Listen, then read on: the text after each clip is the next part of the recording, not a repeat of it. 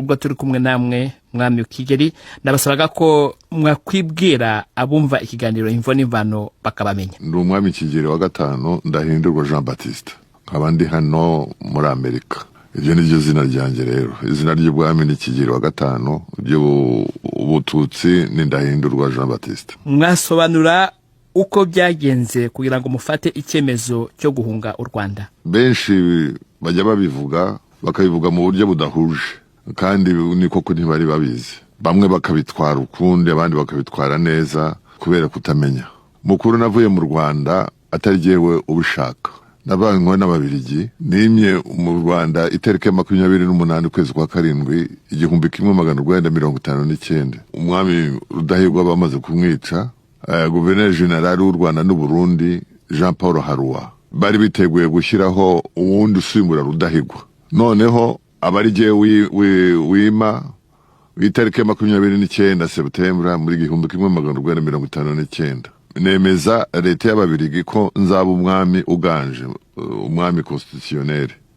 Mbishyiraho umukono imbere y'inama nkuru y'u Rwanda muri icyo gihe. Kubera rero leta y'Ababiligi yashakaga gukuraho ubwami mu Rwanda kumbaraga, nibwo itangiye guteranya abahutu batutsi abatwa, bashora indwano, gutwika amazu no kwicanya. Nsaba leta y'Ababiligi kugira ngo mbihoshe, baranga. Mpita mfata icyemezo cyo kujya Kinshasa. Icyo gihe Secrétaire Général des Nations Unies witwaga muri icyo gihe Dag Manshot, mpita njyayo kujya kubimubwira yuko akwere gutabara ko mu Rwanda bimeze nabi kandi Ababiligi bakaba baranze guhagarika intambara.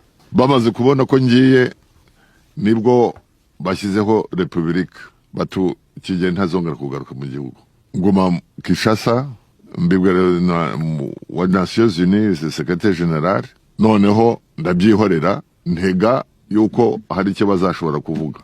Nibwo nkomeje njya muri Loni kugira ngo nza kubivuga, niho nakirina na independence y'igihugu. Ubwo mwahise muva mu Rwanda, ntabwo mwongeye gusubira mu Rwanda kuva icyo gihe? Oya, icyo gihe barampagaritse rwose, sinongeye kuhasubira. Ndagezeyo ngiye kugaruka bavuga intumva za radio bivuga bati ntuzongera kugaruka mu gihugu, kuko intego yabo yari gukuraho ubwami bagashyiraho Republika. Nibwo wumvise ko ngo bashyizeho Republika mu Rwanda bakuraho ubwami. Icyo gitekerezo Ababiligi bashyize mbere mutarabaza gutanga, kuko bari bateguye undi bazagushyiraho. Ntibari bateguye kugira ngo ubwami buzasubiraho, bari bateguye ahubwo gushyiraho Republika muri icyo gihe. Mutubwiye ko rero mwagiye Kinshasa, ariko abakurikirana uko byagenze bavuga ko mwagiye no mu Burundi, mujya muri Tanzania. Ubwo nari mvuye i Burundi njya Kinshasa, aho bamburije gutaha, noneho mpita mva Kinshasa njya Tanzania, hanyuma Nairobi, Uganda. Byagenze gute se kugira ngo muve muri Afrika mujye muri Amerika? Kugira ngo mpave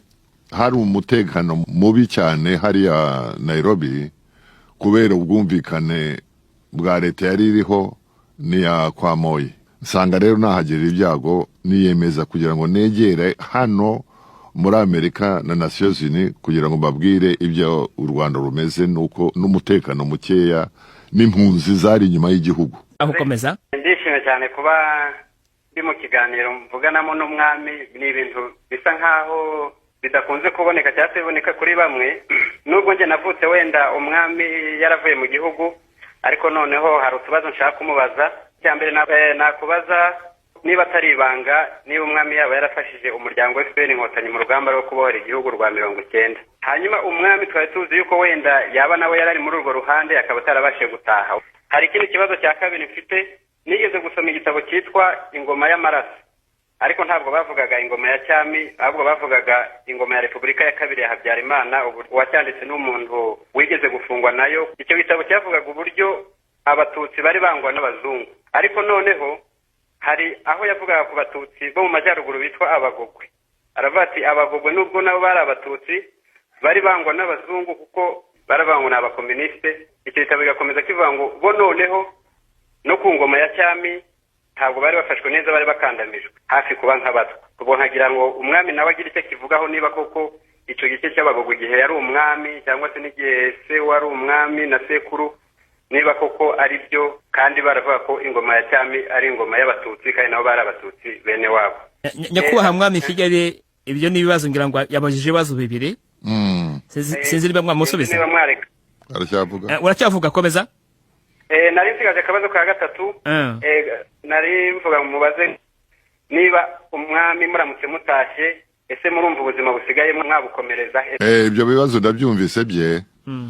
Cyane cyane here ku cyereke ngo nafashije FPR Inkotanyi. Kubafasha sinagomba kujya mu gihuru kujya ngo mfate imbunda ajya ku Rwanda.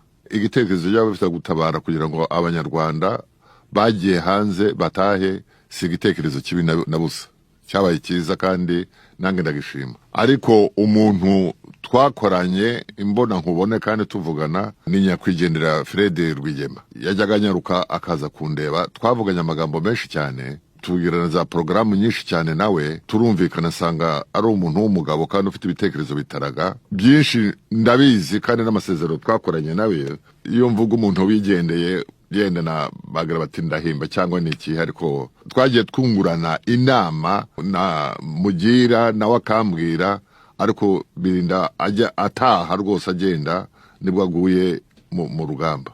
Ariko nzi neza ko twakoranye ibintu byinshi byagirira akamaro iryo shyaka. Ndamutse ntashye cyane cyane icyo nibandaho ni amahoro mu gihugu, ni amahoro mu banyarwanda, ni ukutazongera kugira ngo u Rwanda ruzongera rumena amaraso, ko ari ibintu ni nko gukungura byabaye nabi cyane, tutifuza ko byagaruka. Icyo kintu cyo kugira ngo abanyarwanda bagira umudendezo, bumve bari mu gihugu cyabo ntawo batoteza, mbese bimeze nk'uko byari bimeze kera, ibi tutarabibona nk'ibi. Ibyo nicyo nakwifuriza abanyarwanda, kandi nicyo nabaha n'inama kugira ngo bakomeze uwo mugambi twasigaye n'abasokuru n'abasokuruza kugira ngo two kuwica. Yarabaje n'ikibazo cy'abagogwe ko ingoma z'abatutsi zabayeho cyangwa za cyami zabaye nkaho zititaye ku bagogwe, zibasigaza inyuma n'ubwo barabatutsi. Oya, ntibyigeze kuba. Yaho simpazi rwose ko byize kuba. Abantu bose babakiraga kimwe, kandi uwitwaga umunyarwanda wese bamufataga uko ari nk'uko abandi babafata. Sinzere ko bagize ngo bariya babarobanure basa nko abana badafite umubyeyi. Yende byarabaye ntaravuka. Okay, ubwo noneho reka mubaze akantu gatoya. Yaramaze gusobanura ko yafashije FPR yavuganaga nyine na Afande Rwigema wapfuye. Ariko none se nyuma yaje gupfa Paul Kagame afata umwanya we, ese baba barakomeje muri iyo nzira, bakomezanyije kuvugana muri ubwo buryo? Ese noneho kuki noneho uwo mugambi bagize ukagerwaho, igihugu igafatwa, abanyarwanda bagatahuka, none umwami wakaba ataratashe kandi yarari muri uwo mugambi umwe? Sinzi niba hari icyo mwadusubiza kuri ako kantu. Ibyo uvuga ni ukuri. Ibyo twavuganaga na Rwigema n'abandi, Kagame nigeze kumwohereza umukarani wanjye bajya kuvugana nawe, ko ntibyatinze, nta bikomeye byinshi byabaye. Noneho aho tumariye kuvugana nabo, tubona isafari yo kuza hano muri Amerika. Nta bundi twongeye kuvugana ajina ambwire ngo ntaye nje mu Rwanda ngo banyakira neza n'iki. Ariko nayo mwibutsa yuko hari itegeko nshinga ryabaye ababirigi bashyizeho ryo guca ubwami n'umwami Kigeli. Nkaba rero ntarenga aya mategeko. Ndavuga nti ku bwanyu nkawe Kagame n'abandi ntimushobora kubigira n'iki mudafatanyije n'abanyarwanda kugira ngo nsubire mu gihugu, yenda abanyarwanda baba bankunze cyangwa batankunze.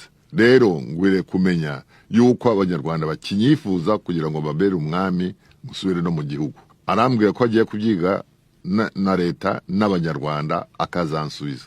Kugeza muri iki gihe nategereje igisubizo n'ubu ntacyo ndabona. Ndabyumvise, ndumva ndanyuzwe n'abandi cyane. Wenda mbere uko njya muri Sweden, reka nje mbatse kuri ako kabazo nk'igitekerezo mwari mwiteze nyakubahwa umwami kuri Perezida Kagame, mwashaka ko ajya kubaza abanyarwanda gute mu buhe buryo? Mu buryo tegeko nshinga ryari ryabaye ryo kunca, kuko ryafashe abaperezida bose kuva kuri Kayibanda kugera kwa Habyarimana no kugera kuri we. None mwifuzaga ko wenda mu mategeko y'u Rwanda hajyaho irindi tegeko ryemera ko umwami Kigeli ashobora gutahuka bikajya mu mategeko bikemerwa? owe bikajya mu mategeko bikemerwa, noneho tukadiskitera nkababwiriza kondisiyo zange nanjye shaka